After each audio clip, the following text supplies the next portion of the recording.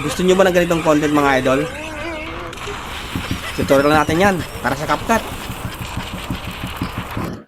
Open CapCut. Then new project. Hanapin natin yung video mga idol kung yung ginawa natin. Yan, eto na yan. Yan, click nyo lang yan. Then add nyo. New project. Then scroll nyo. Hanapin nyo po yung timing. Dapat dito mga idol, timing lang. Huwag tayong pagmadali. Timing tayo mga idol kung saan tayo tumakbo. Doon tayo mag-split mga idol. Yan. Split natin yan. Then delete natin yung sobra.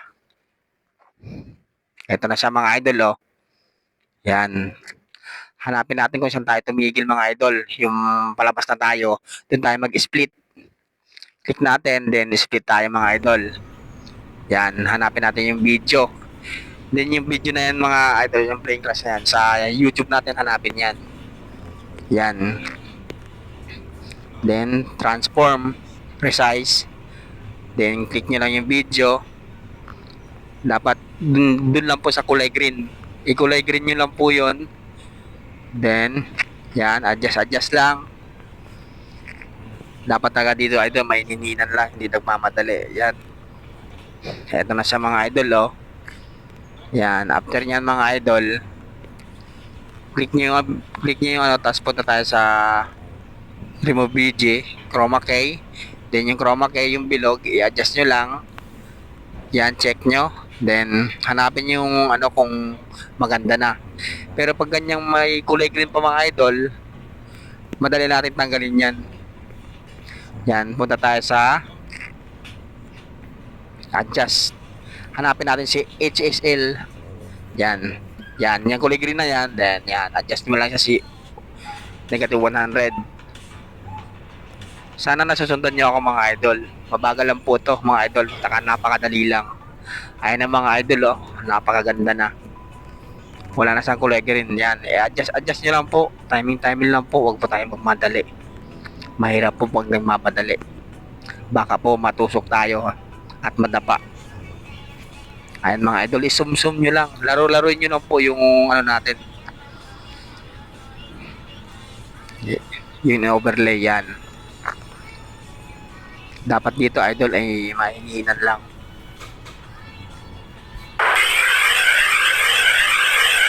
Ayan mga idol, i-try nyo.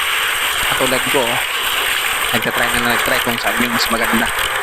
Ito na mga idol, di ba? Yan, i-click nyo po yung sobra, then itapat nyo lang. Yan, adjust lang mga idol. Napakadali lang nito mga idol. Yan, pansinin nyo mga idol, di ba? Ang ganda. Oh. May napapansin ba kayo idol, di ba?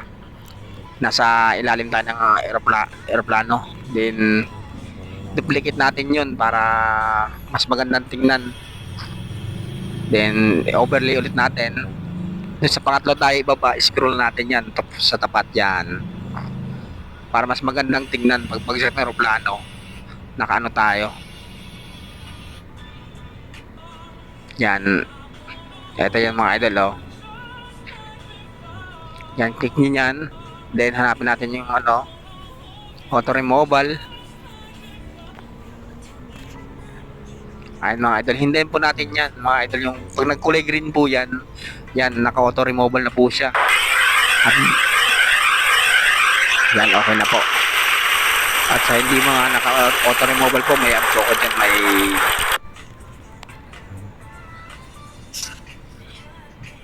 nakapost po sa video ko yung paano mag-auto removal ng CapCut. Ayun mga idol, kuhang-kuha na natin. Yan mga idol. Napakasimple lang mga idol. Then aspect ratio 9:16. Yan, okay na yan mga idol. Napakadali lang. Basta dito idol, timing lang. Yan, adjust nyo lang yung ano. Yan, 100 high, naka 50.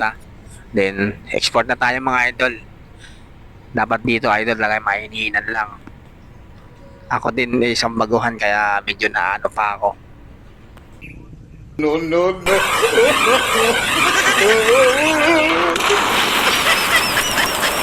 Salamat po sa mga nanonood.